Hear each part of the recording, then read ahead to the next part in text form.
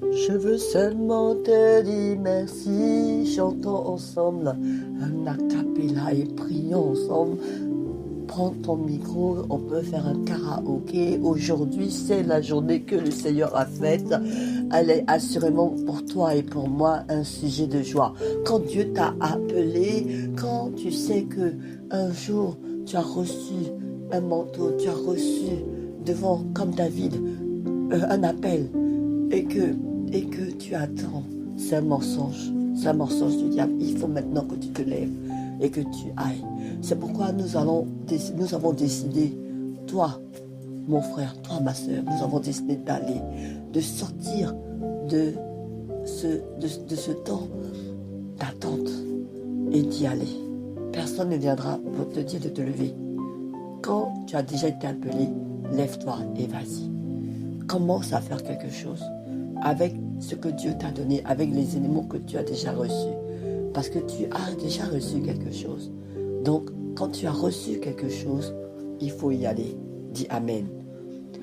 On va chanter ce chant qui dit « Je veux seulement te dire merci parce que Dieu est tellement bon qu'il ne se repent pas de ses dons ni de son appel. » Dis Amen. Je veux seulement te dire merci. Merci Jésus. Je veux seulement te dire merci Jésus. Merci Jésus. Je veux seulement te dire merci. Merci Jésus. Je veux seulement te dire merci Jésus. Merci Jésus. Merci pour le prix que tu as payé. Merci Jésus. Merci pour ton sang qui a coulé. Merci Jésus. Merci pour le don de la vie éternelle. Ah, elle commence maintenant pour se poursuivre jusque dans l'éternité. Merci Jésus. Merci, merci, merci, merci Jésus. Merci Jésus. Je veux seulement te dire merci. Nous voulons te dire merci. Merci Jésus. Nous voulons seulement te dire merci Jésus. Merci Jésus.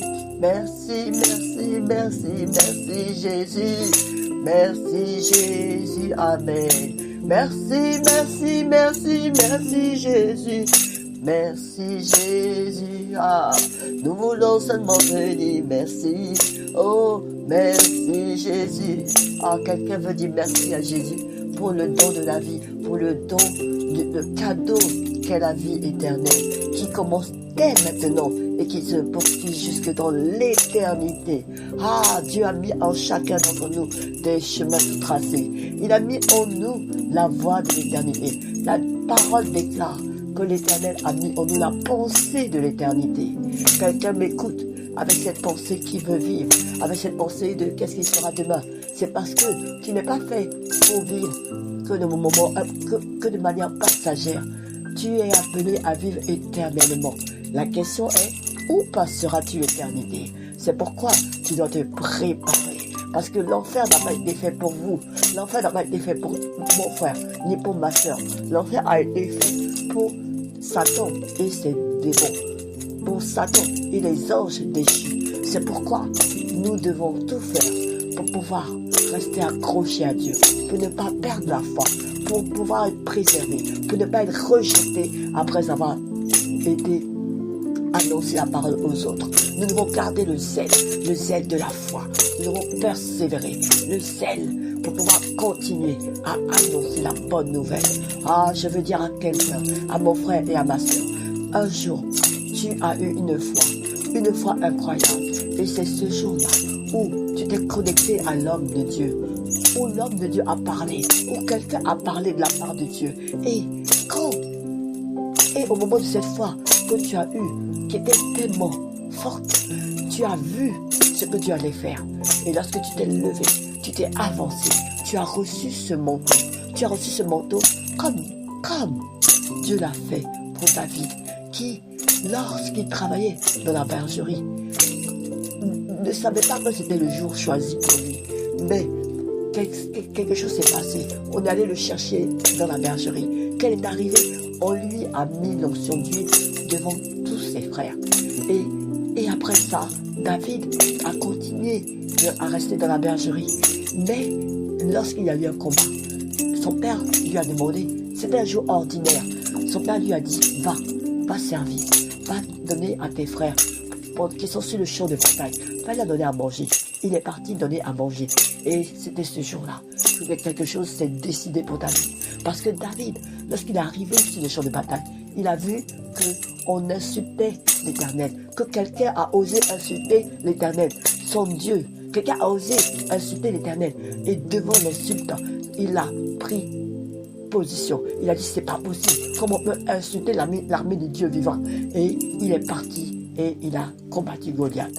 Et j'annonce que c'est ta saison où tu vas te lever, où tu ne vas pas attendre que quelqu'un te demande d'aller combattre. Tu vas te lever, tu vas être courageux et tu vas dire, qui a osé insulter l'Église, le peuple de Dieu, cette Église-là, cette institution, qui a osé insulter l'armée du Dieu vivant? Et tu vas te lever et tu vas commencer à parler. Tu vas parler et tu vas combattre pour pouvoir donner, pour pouvoir établir la justice. Tu vas combattre dans le couloir que Dieu t'a donné.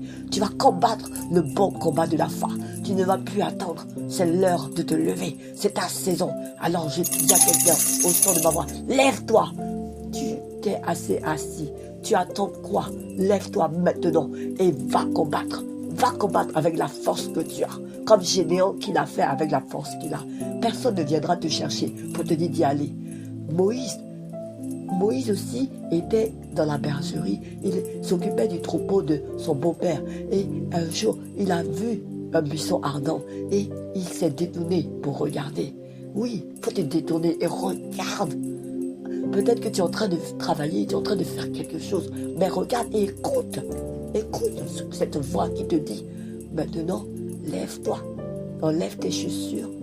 Et maintenant, entends ma voix. J'ai entendu le cri de mon peuple.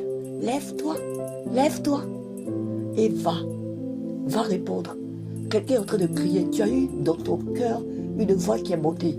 Sache que quand Dieu te parle, il parle à plusieurs personnes en même temps. Parce que quand il te dit qu'il a entendu la voix, le cri de son peuple, il s'attend à ce que tu te lèves. Mais si tu ne te lèves pas, quelqu'un d'autre se lèvera. Mais je déclare qu'aujourd'hui, tu vas te lever. Moïse s'est levé. Moïse a dit à Dieu, mais je ne sais pas parler.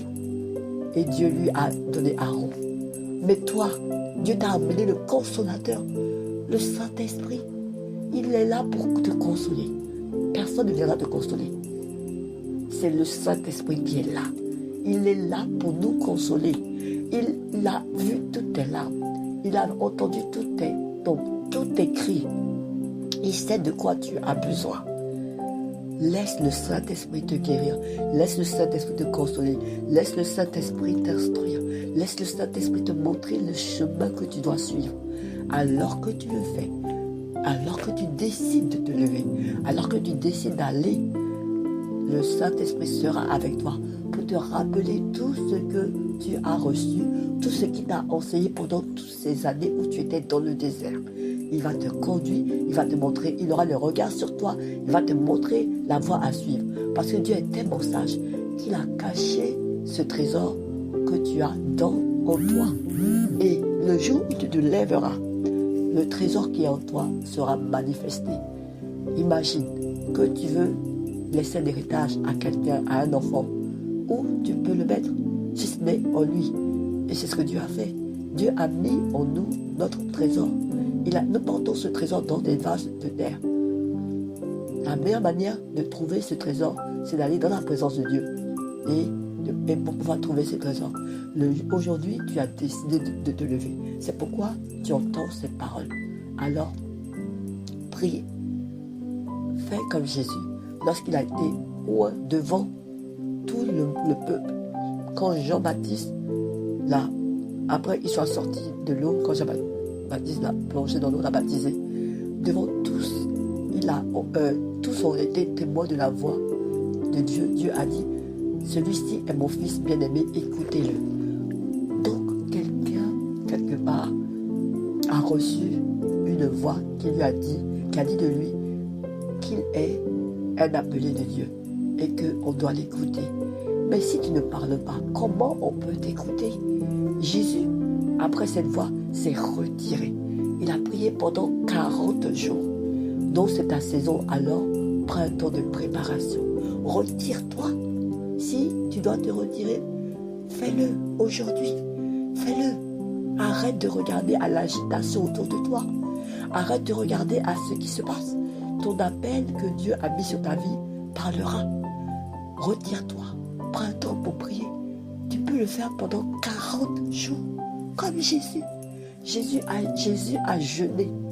Et pendant cette période, quelque chose s'est passé. Moïse s'est retiré 40 années dans le désert. Alors que tu vas te retirer pendant 40 jours, ça peut être aussi 40 ans, je ne sais pas. Mais pendant que tu te retires, quelque chose va se passer. Dieu va te préparer, il va te parler. Tu vas traverser toutes sortes d'épreuves. Tu vas connaître la tentation du pouvoir. Parce que il y a 3 tentations qui peuvent venir vers toi. Celle du pouvoir, celle du sexe. Parce que quelqu'un va être tenté par les désirs qu'il a toujours voulu avoir. Et puis l'argent. Tu auras une tentation par rapport à l'argent. Et quand ces choses arrivent, dis-toi que c'est un signe. Quelqu'un, quelque part, c'est qu'il a traversé une crise par rapport à l'argent. Il a dû se retirer, chercher des solutions pour pouvoir tout mettre en ordre. Parce qu'il voulait glorifier le nom de l'Éternel. Il ne voulait pas que ça porte atteinte au nom de Dieu. Quelqu'un a eu un pouvoir et il s'est retiré. Parce qu'il ne voulait pas que ce pouvoir soit une occasion de chute. Mais il savait que le pouvoir pouvait lui permettre de pouvoir faire beaucoup de choses. Mais il s'est retiré parce qu'il ne voulait pas porter atteinte au nom de Dieu. Il n'a pas voulu se prendre pour Dieu. Quelqu'un a eu accès au sexe et il s'est retiré. Il a coupé les relations. Il n'a pas voulu aller avec le sexe qui était devant lui, avec les relations dans lesquelles il aurait pu aller.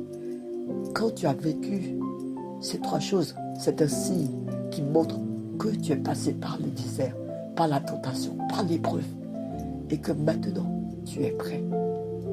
Jésus également a été tenté. On lui a demandé de changer la nourriture en pain. Il a été tenté pour se jeter du haut du temple. Et là, pour la première, il a dit en fait, le tentateur lui a dit, si tu es le Fils de Dieu, ordonne que ces pierres deviennent des pains. Et il a répondu, l'homme ne vivra pas de pain seulement, mais de toute parole qui sort de la bouche de Dieu. Ça veut dire qu'on peut vivre de la parole qui sort de la bouche de Dieu. Quelle est la parole qu'on entend en cette saison? Maintenant, ce qu'on peut voir aussi, la deuxième tentation, c'est se jeter au haut du temple. Et on va être testé comme ça. Et là, si tu es le Fils de Dieu, jette-toi en bas, car il est écrit, il donnera des ordres à ses anges à ton sujet. Et là, Jésus répond, tu ne mettras pas à l'épreuve le Seigneur ton Dieu. Voilà donc ici, la tentation, c'est de tester Dieu, la capacité de Dieu à ce qu'il puisse prouver qu'il est Dieu, son identité. Donc, on va être testé comme ça.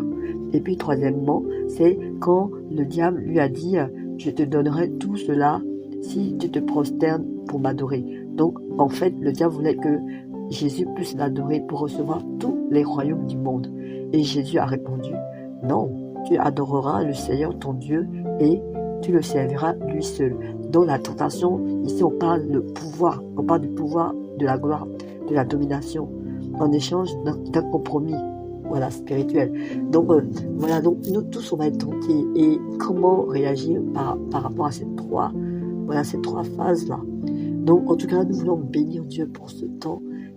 On va encore se retrouver pour en reparler, en rediscuter.